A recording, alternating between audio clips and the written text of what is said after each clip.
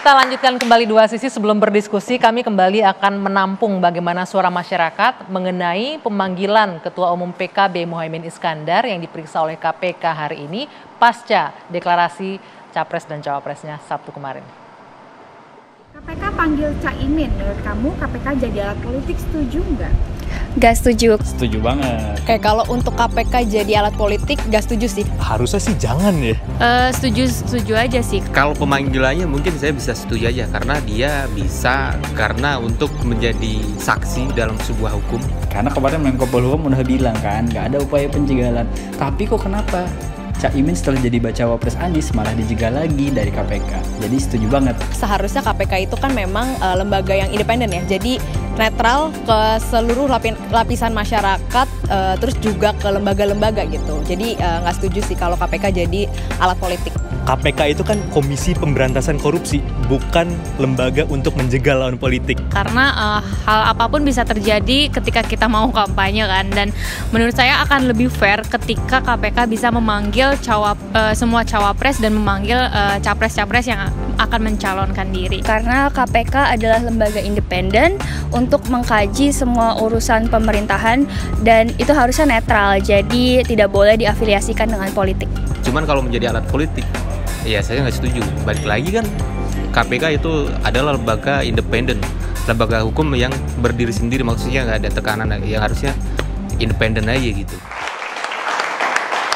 Oke, itu suara dari masyarakat yang semuanya kayaknya tidak dapat dibendung ya kalau menyebutkan KPK tidak boleh jadi alat politik. KPK harus independen. Pak Saud, sebagai mantan komisioner melihat kondisi KPK yang seperti ini bagaimana? Tadi sudah didengarkan suara masyarakat, maunya ya jangan terafiliasi politik dong. Ya, supaya kelihatan objektif gini aja deh. Waktu nanti dibilang sombong, Pak Zazil bilang sombong. Kenapa? Karena waktu saya meninggalkan KPK itu kan indeks persepsi korupsi 40. Berat, untuk naikkan satu tuh berat. Itu OTT pernah didabelin, nggak naik juga, dia stuck aja gitu. Nggak ada kaitan memang dengan penindakan. Lebih kepada pencegahan, lebih kepada style kepemimpinan. Kan yang diukur kan persepsi kan. Anda bisa bayangkan sekarang persepsi rakyat Indonesia terhadap KPK kayak apa sekarang, persepsi itu. Tergambarkan dari tadi lah itu. Iya kelihatan kan, walaupun ada yang sedikit bicara netral, tapi kalau diajak heart to heart pasti ngomong, gue juga bingung Pak Saud ini KPK atau apa sih gitu kan. Jadi maksud saya dengan angka yang 40 yang kita tinggalkan, pertanyaan Mbak Anggia tadi adalah seperti apa mereka di dalam, udah kita bisa bayangkan. Mereka untuk memperjuangkan stand di posisi 40 aja nggak bisa, dia malah turun sampai lebih, berapa itu dari 40 ke 34. Oke. Turun 6 lebih, turun 6 gitu. Jadi itu kan banyak kinerjanya dipengaruhi oleh KPK karena dia yang menginspirasi semua institusi. Jadi 9 lembaga yang menilai itu semuanya waktu itu kita sasar. Umpamanya salah satu soal pajak. Itu dinilai oleh internasional. Kita datangi pegawai pajak, ngomong dengan Ibu Sri Mulyani, kumpul pangap di situ, dudukin Kapolri di situ, dudukin Dirjen Bea Cukai di situ. Bener nih supaya nggak berisik gitu loh. Nah sekarang mereka bisa nggak menginspirasi itu? Dia bagian dari masalah. Jadi kalau pertanyaan, KPK bagian dari masalah? Oh iya bagian dari masalah. Mitra kerjanya gimana nih Bang Syaroni? KPK bagian dari masalah ini gimana nih? Agak mengerikan. Sebenarnya gini, kan asumsi masalah atau tidak. Kontekstualnya adalah kementerian lembaga punya survei masing-masing. Nah, yang Pak Saur bilang bahwa sekarang udah di bawah pemerintah. Tapi fungsi pencegahan yang mungkin dilakukan oleh KPK sekarang. Jadi tidak lagi pada OTT, walaupun OTT masih banyak sebenarnya. Mungkin aja sekarang lagi lihat-lihat orang dulu tunggu, lagi nunggu kesalahan lah ceritanya. Tapi kan nggak selalu mulu. Pak Saur bilang tadi, oh ikutin pajak jilul terus-terusan gitu ya, enggak juga. Tapi konteksnya sekarang adalah KPK ini kan dari dulu kan brandnya selalu terdepan, di atas gitu ya. Dengan kegarangannya, zaman Pak Saur kita sampai berantem-berantem sama Pak Saur dulu. Tapi ini adalah perspektif pimpinan kan masing-masing beda-beda. Kita nggak bisa menyalahkan KPK adalah bagian dari masalah, enggak juga. Tapi karena ruang publik terkait dengan penegakan hukum ada terlibat politik di sana, akhirnya jadi agak bingung mau maju salah, takut mundur salah. Begitu juga dengan Caimin. Caimin mungkin ya ambil hikmahnya, Caimin makin terkenal aja nih sekarang.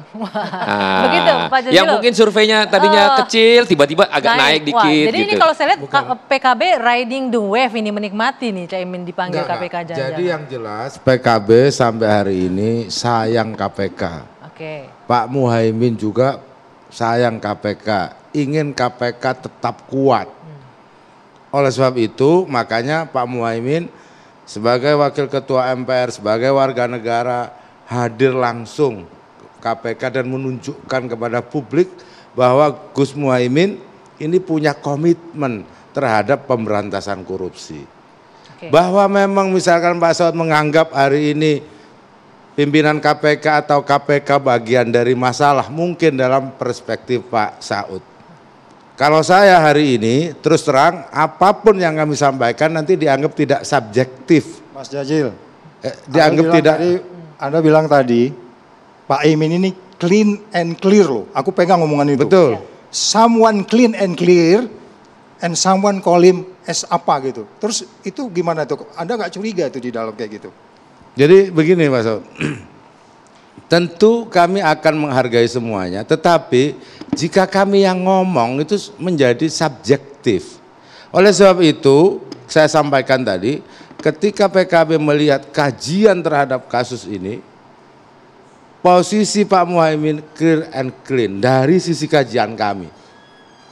Oleh sebab itu, kami akan mendorong terus KPK seperti dibilang Pak Saud, jangan menjadi bagian dari masalah karena kami cinta dan sayang pada KPK. Tapi jujur nih pertanyaan, jujur ya jawabnya ya. Caimin popularitasnya, Caimin popularitasnya jadi meningkat loh dengan dipanggil Pak Muhaimin justru tidak akan mencari popularitas dengan cara begini. Namun seperti disampaikan oleh Pak Saganda Nainggolan tadi, jangan sampai juga terjadi karakter assassination. Justru karena Pak Muhaimin naik elektoralnya, makin dikencengin. Ini kan bahaya. Ada ketakutan seperti itu, ada kekhawatiran juga seperti itu. Ya pasti dong, karena politik itu selalu akan ada begitunya kalau kita pandang dari sisi politik. Makanya penegakan hukum, murni penegakan hukum. Tapi mungkin gini, interupsi lah dikit ya. Boleh, silakan. Tapi lebih fairnya, semua terkait capres, cawapres yang udah ada muncul tapi belum resmi misalnya, ya boleh juga dipanggil-panggil semua lah biar rata. Tapi kalau nggak ada alasannya kan supaya fair, supaya nggak ada. Itu belum tentu clean and clear loh. Oh gitu? Iya, minimal gini, kita di Republik ini masyarakat jangan dikasih isu tentang bahwa itu benar kali, ini nggak benar. Udah semua capres-cawapres mendeklarasikan di dalam ruangan KPK sama-sama semuanya rata, fair. Supaya jangan ada indikasi hanya PKB yang dikriminalisasi. Supaya enak.